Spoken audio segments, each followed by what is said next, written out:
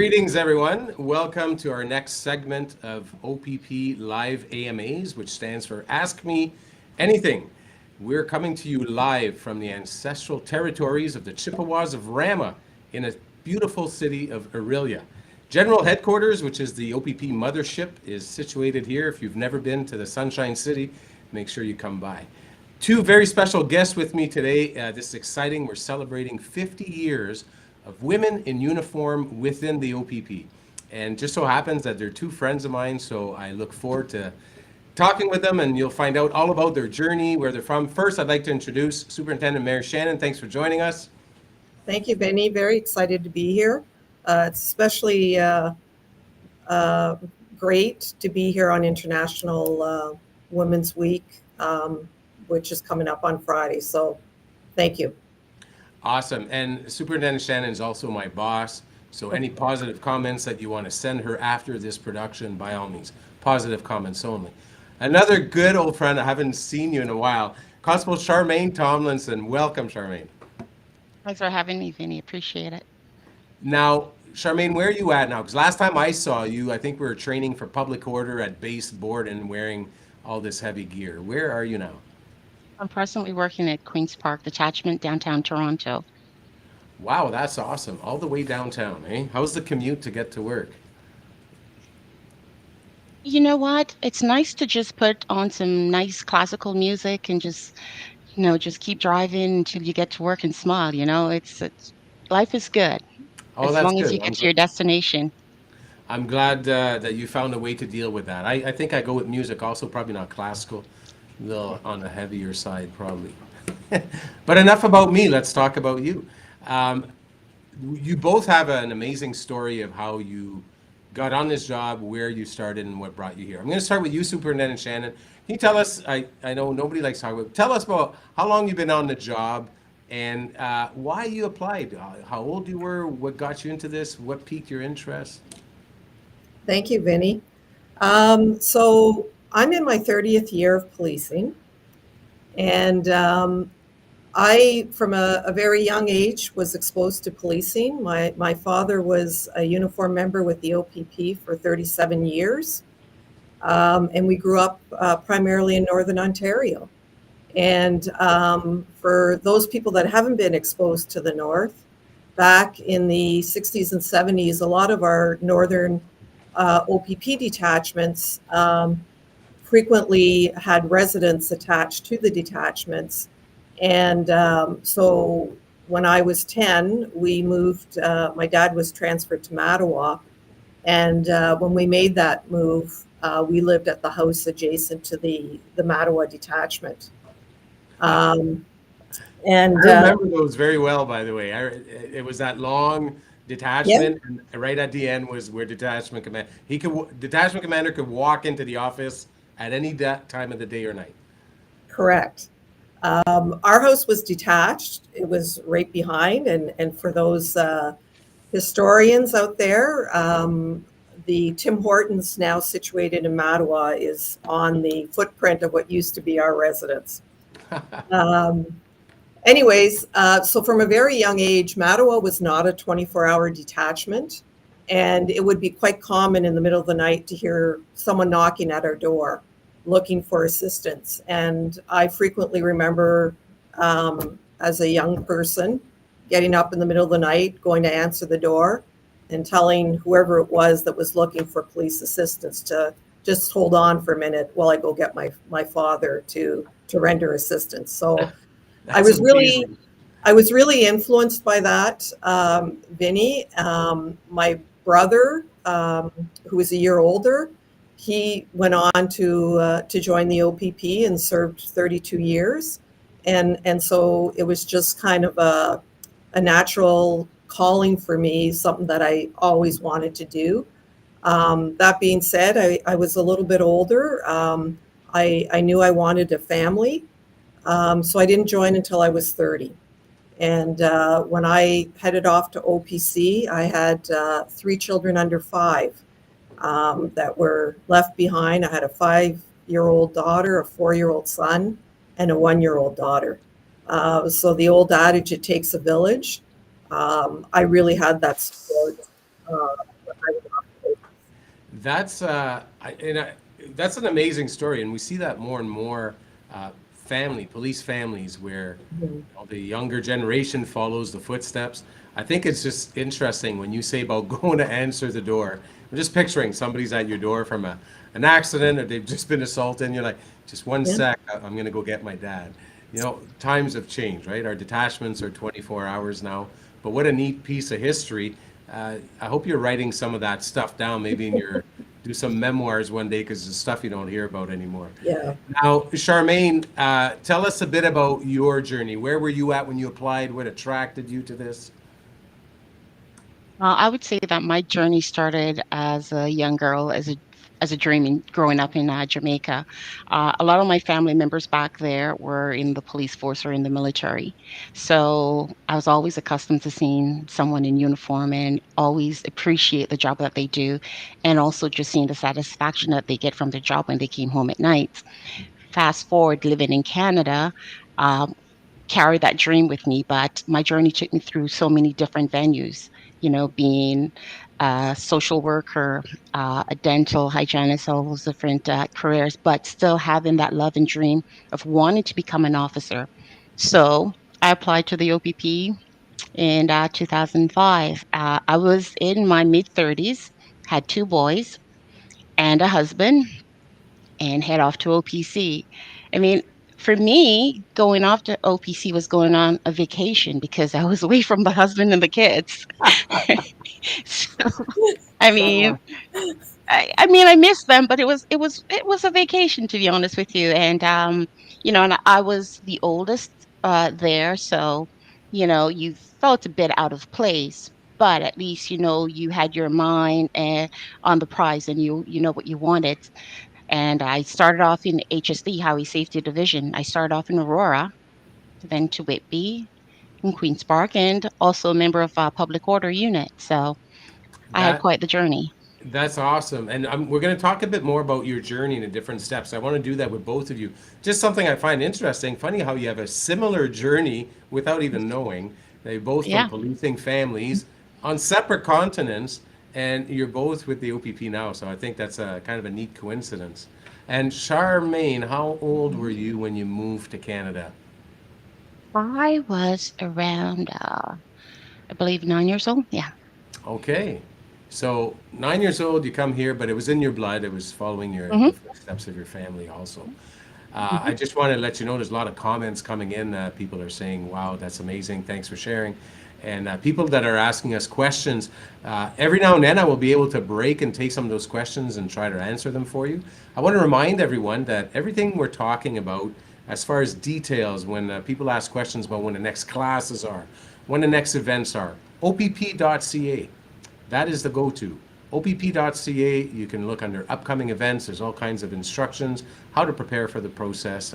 But I will get to some of those questions as we move along. I'll go back to you, Superintendent Shannon. Let's talk about your first posting, and just give me a little like Reader's Digest version as you bump along the way, but don't go all the way, because I know you've had quite an extensive career with a lot of pit stop, and I want to make sure we cover it all. And so I'm going to kind of joggle or toggle between you and Charmaine. Thank you, Vinny.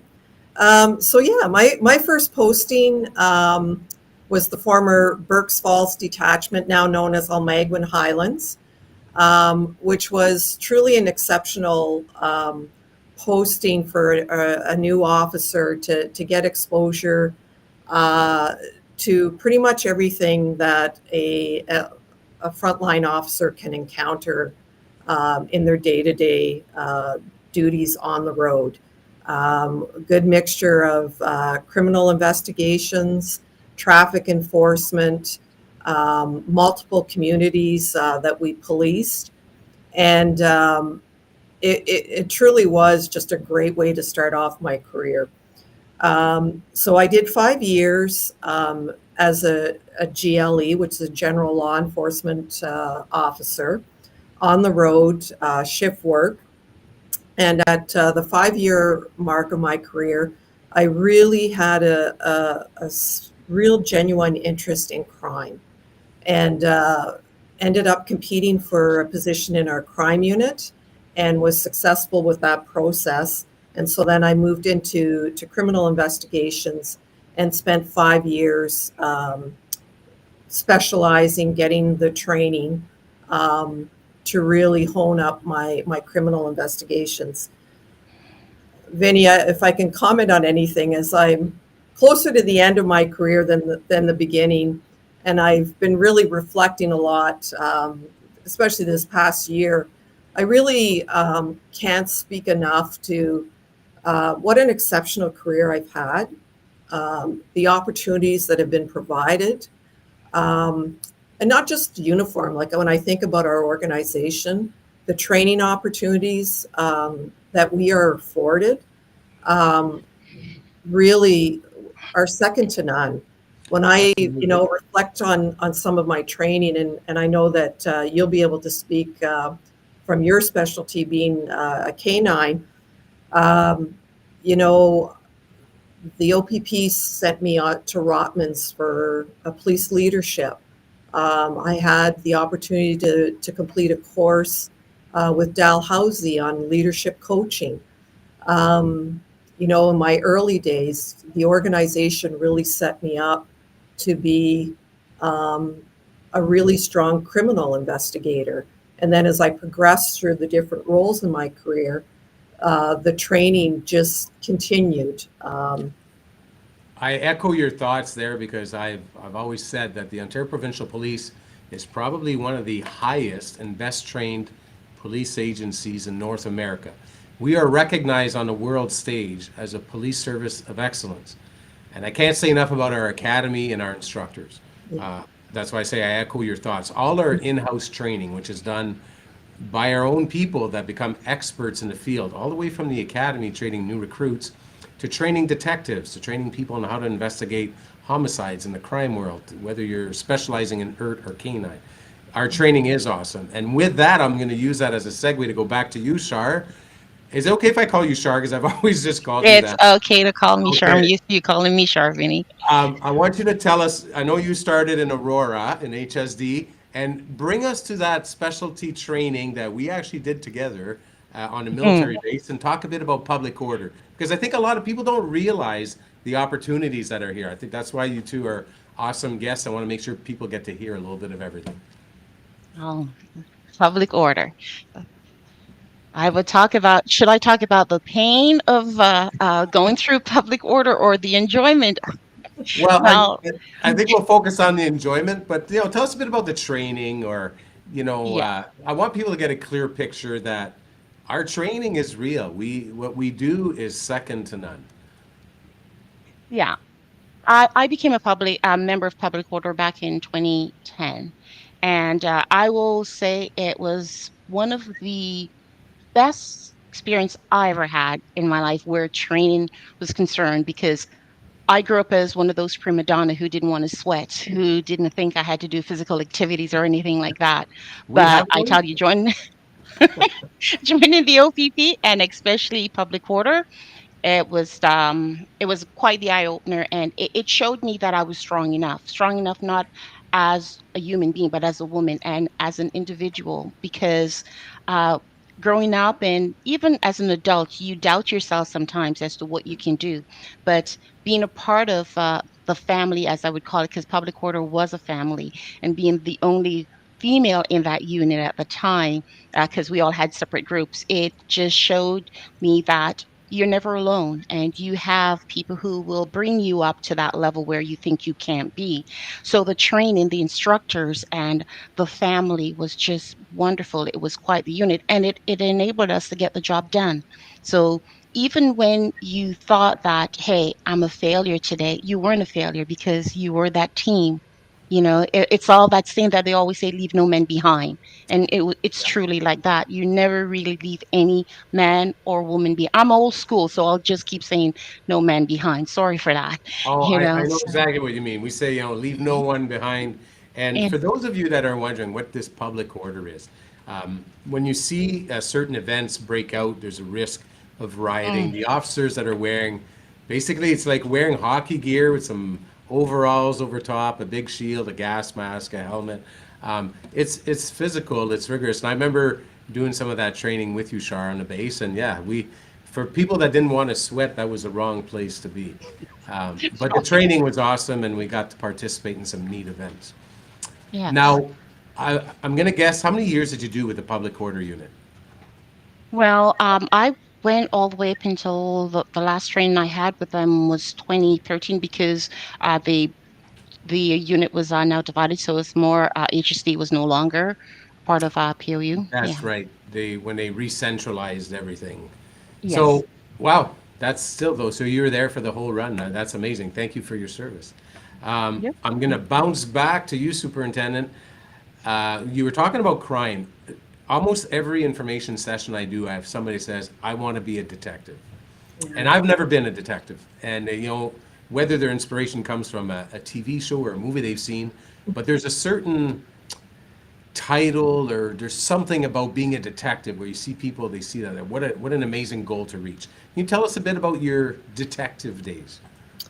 Yeah, so Vinny, I was always impacted. I enjoyed in my early years reading the criminal code.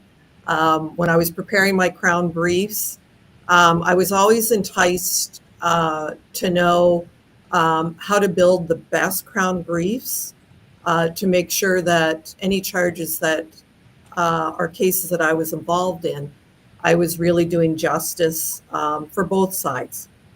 That my investigations were thorough, and I was putting any and all information forward, ultimately for the courts to decide on someone.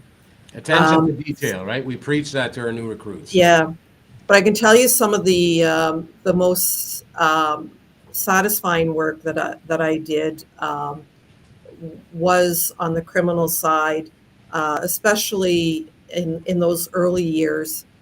We didn't really have the support that we have today for victim. We've done great strides in our support for victims of crime, but back then, victims relied heavily on the officer to support them through the court processes, and you know, regardless of the court outcomes, because it didn't always lead to, convictions. I always found that the victims just appreciated um, the support from myself as an investigator, that they were believed, and that we took their concerns seriously to bring them forward to the court. So that was a very gratifying period for me, and it led me to a subsequent stint later in my career, where I went on to our Criminal Investigations Bureau, um, and became a major case manager, which primarily is for homicide investigations for a short period of time. It's just a calling that you have to get back to. Well, and inadvertently, you answered a question that just came up where someone was asking about your time in criminal investigations. Was it just on the highways? And like you've explained, no. It's one nice thing I always say about the Ontario Provincial Police. The O stands for Ontario, and we assist many other police agencies with big investigations. We're involved in a lot of joint force operations, which I'm sure you've done, Super. There's another question that come up about reference letters. I want to remind everybody that if you go to opp.ca, you'll find a lot of direction and instructions there about when the next classes are, how long it takes. And there's a question about reference letters. I just want to say, if your references are dated, just get something updated, because we want to know what you're up to now, someone that can speak about you now. I'm going to jump over back to Shar here. So I want to talk about where you are now, or if you can tell me about the pit stops between when you left public order and now being at Queen's Park. A lot of people don't realize that we have a detachment at Queen's Park. So can you talk a bit about that? Who's at Queen's Park? Who hangs out there? Colonel Sanders, is that where, does he have an office there or no? No, sorry, I heard that, Vinny. I heard that No the chicken for you Vatican at all. does. No, at Queen's Park, basically it's a wonderful hidden gem that hardly anyone knows about.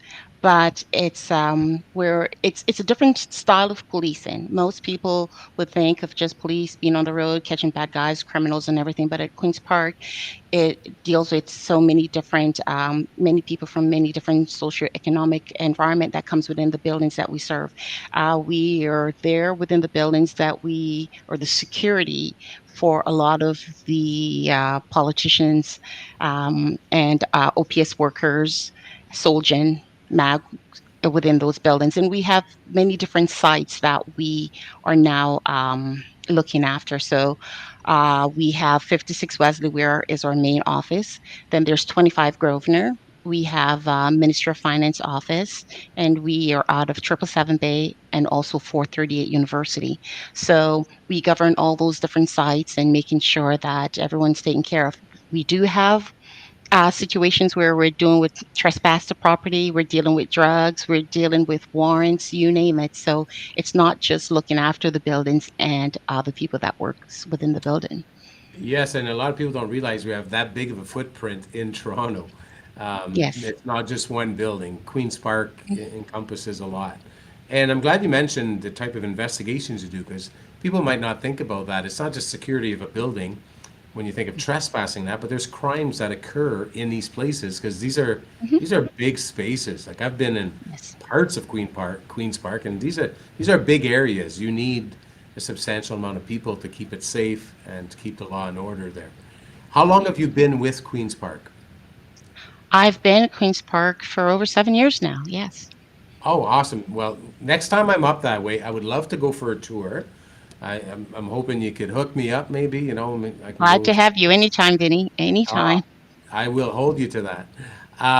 Thanks for sharing that. So, if you're thinking, you're from the Toronto area, you're like, I don't know, kind of want to stay. There's a lot of opportunities within the HSD. We have a detachment in Toronto at Keele and 401, and we have a detachment at Queen's Park.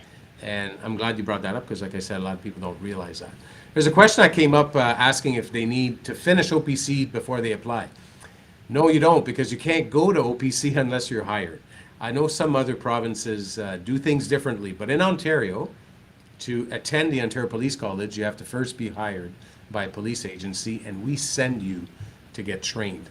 And I'll use that to mention that OPP officers, the minute you're hired, when you show up at our academy here in Aurelia, you start getting paid while you're here. So you're paid while you're training. You're housed and you're fed while you're training. So OPP officers come to the OPP Academy for roughly a week or so, then go to the Ontario Police College, which is OPC, where every police officer in Ontario has to go to do their training. It's where you learn about the legislation, your powers, you learn to drive, you learn to shoot. It's basically like the boot camp to be a police officer. And then OPP officers come back to the OPP Academy for 8 more weeks of training. When I said we're one of the best trained police agencies, a lot of that credit, and I give a shout out to our academy. Our academy is really amazing. It's being run by a friend of mine now, Superintendent Ward, who's I believe is running a tight ship there, and you should see the recruits coming out. We get good feedback from the front line, from detachments, and proud to be working with them. Superintendent Shannon, I'm going to throw the hot potato back to you. All And right. give us a bit of an insight on. I could tell from the uniform. Okay, ours are different. I'm a trained observer. My shirt's a different color, and I believe you have more chunks of gold on your shoulders than I do.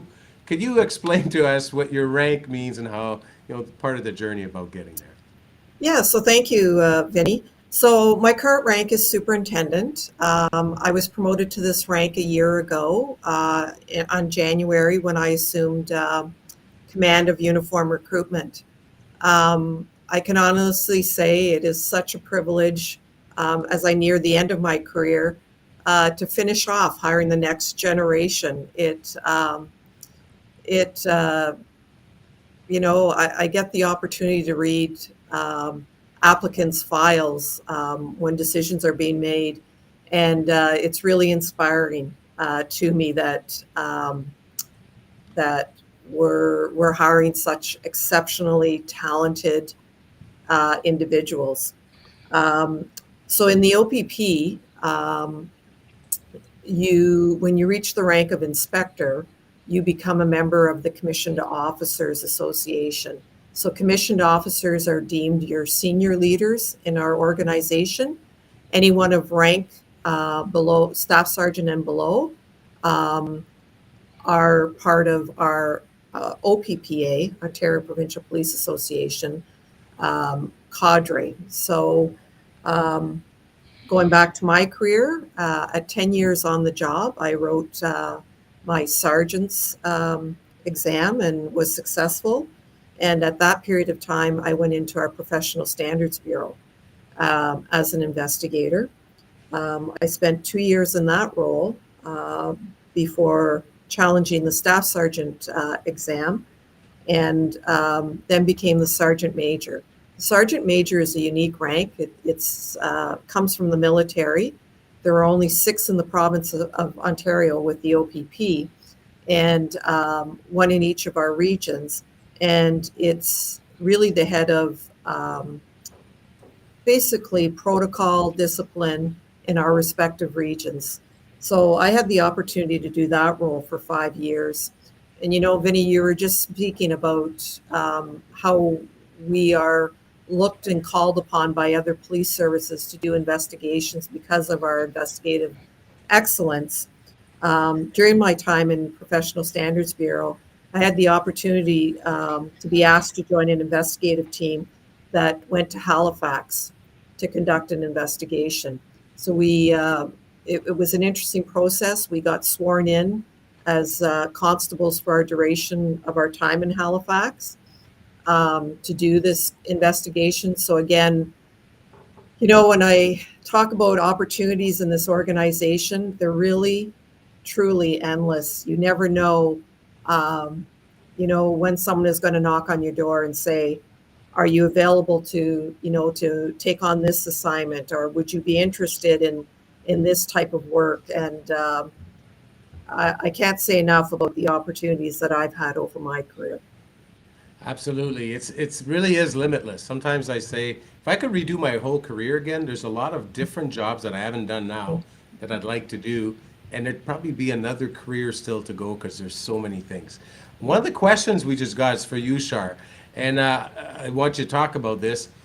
They're asking what it was like to work in the HSD, 12 hours on our highways. Our highways are busy. Anyone that commutes in those areas knows. What was that like? Talk to us about 12 hours. I'm picturing from Highway 12 to 400 series highways and the 401. Well, coming from Aurora HSD, I was very fortunate. We had the park also on Highway 48 there, Civil Point Park. And it wasn't just a 12-hour day on a highway. For me, it was getting off the highway, meeting the locals, having conversations with them, let them know who I was as an officer and the OPP, because some of the times, even when you get off at Jane and Finch just to gas up, you'd see a lot of the young kids come up to you and say, OPP? What's that? And the famous song, You're Down with OPP. And I'm like, no, not that song. But then it was a wonderful time. And like you said, it's not just giving tickets out on the highway. I mean, there's so many people that you will stop and you have conversations with them. And at the end of that conversation, given the ticket, they're thanking you because they're also educating them. So it was wonderful. It's not just highways as most people would think. It's everything all in one. And it's not just a whole full 12 hours driving up and down along or 400 or Highway 712 series at all. I hear you. And I've worked in some northern highways that can be pretty lonely, where you hope to see a moose or something to know that there's other life out there. And then here you are in a section that's so busy. Somebody brought up a comment, and I want to use it as a segue here. And it's so true. For years, policing was seen as a man's job. It was just one of those things. Just the way society was. When they would look at nursing, that was a woman's job, and we used to have everything so compartmentalized. And we've really come through those barriers. Can you talk to us a bit about that? And I'm going to you can start us off, Shar. As a woman in policing, and I know you both mentioned you had children. Tell us about some of the challenges that you had to navigate. For me, it was just like the shift work because I'm a hands-on mom, so you want to be home to help with the homework. And yeah, you think that dad cannot do it as well as mom because, it's mom was always there to the rescue for the band-aids and everything, when there's a cut. So it was more the shift work, trying to get accustomed to that, not being there to tuck them into bed. Um, it was just trying to wrap my head around trying to make appointments to even be with your husband saying, "Oh, okay, I'll make a date with you to have a date night," things like that. So, and as a woman in this job, you hear a lot of men, especially when you stop them out on the road, you should be home taking care of the family. So you have to be strong and you have to know who you are as a person to know that I'm built for this job. This is what I want. And it doesn't take, John or Vanessa or whoever it might be to tell me where my place is because I know where my place is. I know that I could take care of my job and I could do it well. And I could take care of my family and I do that well. I know that there will be occasions that I will miss. I will miss certain birthdays. I will miss Thanksgiving or Christmas days. But my family, they're aware of that. And we have the conversation about that. So they gave me that permission to go out to do the job that I do and not have to worry. And my husband is wonderful where that's concerned because where I drop off and doing certain things, he is my rock with following up. And he's an officer also so he understands. Wow, I think it's beautiful how you brought that up. Communication is the key in any situation. Whether you're a man or a woman on this job, you're right, you might miss a special event, you might be late for that date or for an event, but that's policing. Policing is 24/7. We work shift work, we work weekends, we work at night. So anybody watching, if you're thinking, I'm looking for that day shift 9 to 5 job, that's not what I'm here to talk to you about. You can go to our government website. There is a link on the OPP website at opp.ca, which will list any type of jobs available in the OPP that are government jobs that are not frontline related. So that's more where you'll find employment that's a more 9 to 5. We're focusing on frontline policing, uniform work. I'm going to throw the ball back to you, Superintendent. Women in policing, young children, you had 3 at home when you went to OPC. I did. And, much like Shar, the family does make a lot of sacrifices. But I also believe there was a lot of pride. When my children were quite young, they were growing up in a small community. Everyone knew who I was and what I did. So when I was at an arena, people knew that I was an officer. And the missed birthdays, the late for graduation ceremonies, um, my children who are grown now, and now I have the privilege of being a grandmother. Um, I've had conversations with my daughter who speak to the influence that I had on them and how they felt empowered to look for careers of their own based on the exposure that they had being raised by a mother who was a police officer. So it certainly comes with some sacrifices, but it also comes with a lot of great rewards, a lot of job satisfaction, really meaningfully impacting people on what is likely some of the worst days of their lives. So I wouldn't change anything. I wouldn't have looked at a different career because it really truly was such a great opportunity to help people and to influence people. Absolutely. I often get that question. People say, like, are there bad days? Absolutely. Anywhere you go, any walk of life are bad. Yep. But the good days far outweigh Mhm. the bad days. Life is tough, just like Yeah. any other profession. Policing has its moments, but the good far outweighs the bad. I've noticed a few things coming up in the chat, people asking specifics about salaries, about dates for OPC, opp.ca. Please go to our website. Salaries are posted there. anything related to what the intakes look like, how long it takes to prepare, how to prepare, you'll find that.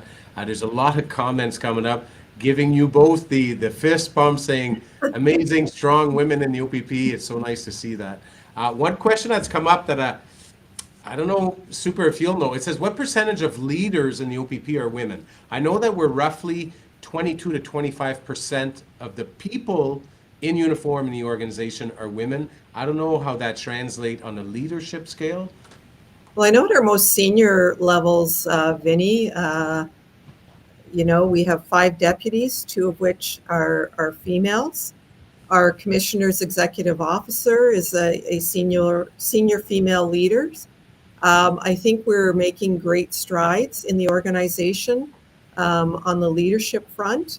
And again, I think it just comes back to really women empowering one another, getting behind, planting that seed and encouraging as opposed to, a competitive. I think as females, we want everything to be perfect before we ever consider jumping into a process. And I think sometimes it's just, as simple as sitting down and having that conversation and saying, why not? I'd love to hear Char's comments about, how she came about applying for the public order unit, because I'm sure that raised a lot of eyebrows back when you did it. Yes, it did. Yes, it did. I mean, when I first saw the application form, the job application that came up, I thought about it for a while, and I had a lot of reservation, like, nope, that's a man's job. Nope, just thinking about the riots and everything, and I'm like, would I be able to do it? So at first you doubt yourself, but then I had a great friendship with another female officer who went for it also, PCDS, and she said, we could do this. We're women. We're strong. We could do this. And with her encouragement, to be honest with you, and then I had a great staff sergeant at the time, Staff Kobayashi. He had a good talk with me and said, lady, don't ever doubt yourself. You could do this. I need for you to put that application in. And then the family, because being away for the training and all those different things, and I had to have that discussion with them, and they were my cheerleaders. Go ahead, mom. Yeah, sure. You rock, mom. Be bad. And that's what gave me that, Charmaine, you could do it. And I had to have a good talk with myself, because as a woman, you sometimes doubt that you could do all the things that most male counterparts can do, or even other females could do. And I had to find that strength within me. And I will say that it was the best thing I ever did for myself, because it taught me a lot about me. That's awesome. And I can vouch because I was on that same military base standing right next to Shar Yep. in full gear, doing training scenarios where we had to, you simulate what it would be like to be in a riot. Seemed pretty real to Mm. me. And Oh, yeah. I was glad to have you by my side, Shar. And definitely you did rock it. You were a solid Thank team you. player. And, I think it's neat for people to hear this because for years in the OPP, when I was in K9, we didn't have any female K9 handlers. Now I think we have 5 or more. We didn't have as many women that were trying out for the ERT team or for specialized units. And I don't know if that was because of that misconception that, oh, that's a man's job. And I find the OPP's come a long way in just breaking down those walls. We have women in just about every part of policing, from detectives to forensics to tactical to canine. There's a place for you here. So if you're watching and you're thinking, I'm just not sure, like the superintendent said, it starts the conversation. Come out to an information session, join an event online, opp.ca, upcoming events. You'll find out where the events are happening. We have an email that you can send us some questions. We want you to apply. And if you have questions or you're worried about something that might be holding you back and you'd like to talk to somebody, please, by all means, reach out to us, because the opportunities are there. And like you're hearing from my 2 friends, the opportunities are also endless. Now, I want to make a little point, a little shout out, Superintendent. I notice you're wearing the same pin I am, the Franco Ontario flag. I gave this a shout out on our first AMA about a month ago, and I see that you're wearing one also. So you're one of our bilingual officers. Can you give us a few words in French? Oui, merci beaucoup, Vinny. Um, so yes, I am a francophone with a name like Shannon, which was my childhood surname. I'm not sure why people don't pick up on that. Um, but my mother was born and raised in Cobalt, Ontario, and was a francophone. And as I mentioned, my father was on the job, and his very first posting was Cobalt, and that's where he met my mother. My dad did not speak any French, but the decision was made that all of us, myself and my siblings, would learn French. So we went to French school. I spent almost the first 20 years of my career in Northeast region. I can't say enough about the opportunities of the North. I saw a few questions about, our members expected to go north. Common misconception is that everyone is expected to go north. We really do try and entertain people's selections, but having spent the better part of my career, my sibling, who was on the job for 32 years, he started in Red Lake, did a stint in Wawa.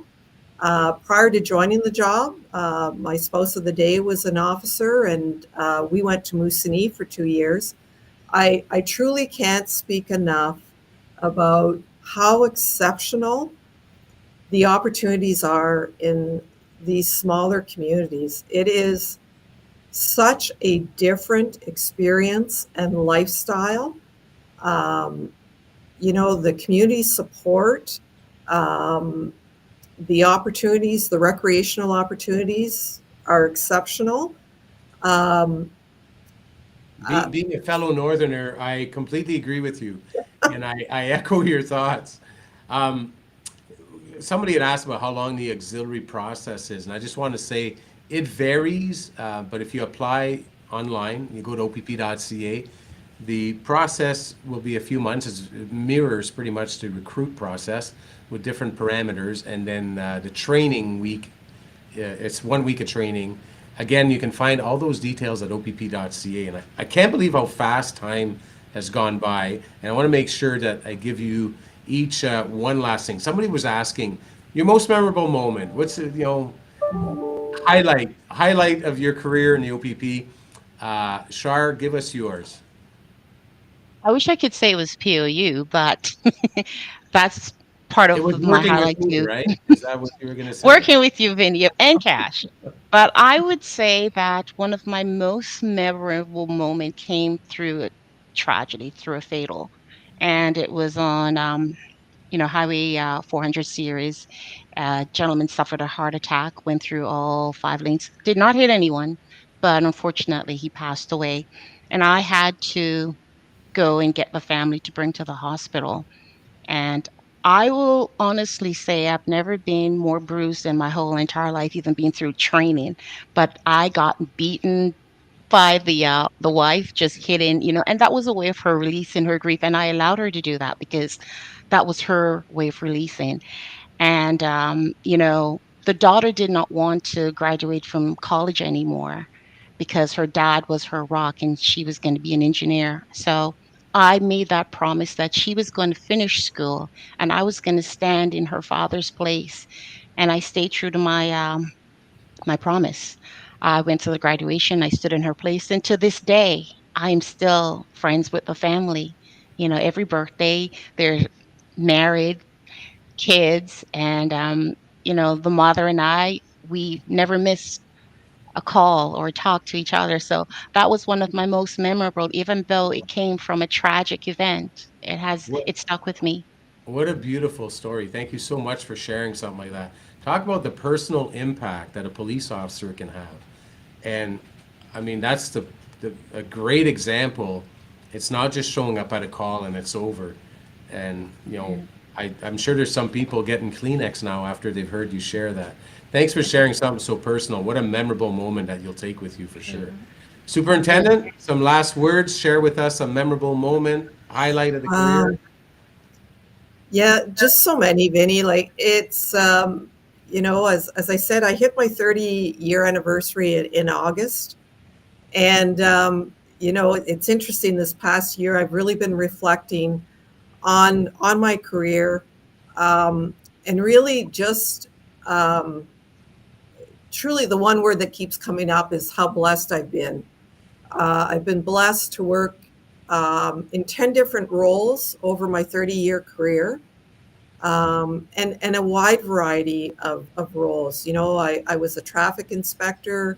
I was a detachment commander in Collingwood in the Blue Mountains. Um, just so many opportunities and so many people whose lives that you've touched. And it stays with you, much like Shar shared her story. Those are the moments. I mean, we all have really, really bad days in this job, but those are the moments that stay with you. Um, and to pick one case, I've had so many um, that to say one stands out above another is difficult. And it's hard when you get put on the hot seat right off the bat like that too, right? Um, I mean, we could probably go on for another hour easily because the questions keep popping up. People that are asking questions, if we didn't get to it, I do apologize. We only have so much time. Again, opp.ca is your number one spot to go find information. If you have questions, there's an email link there where you can email us your questions. Make sure you look at our upcoming events. We have information sessions that are live, like in this format. We have some in person, and we have events around the province. We have an event this weekend in North Bay, which I believe you're going to, Superintendent. Part of our technical team here, Elizabeth Coretti, will be there. Many of you might know we're from the REACH program. So make sure you go to opp.ca, look at what's coming up. Come and talk to us. We are hiring. We're looking to hire 400 to 500 people a year for the next few years. Recruiters are standing by. There's a place in the OPP for you. We want you to join the fold, be part of the family. Until next time, you'll see our next event, which will be advertised on our website, probably in 2 weeks. Until then, stay safe out there. Thanks for joining us.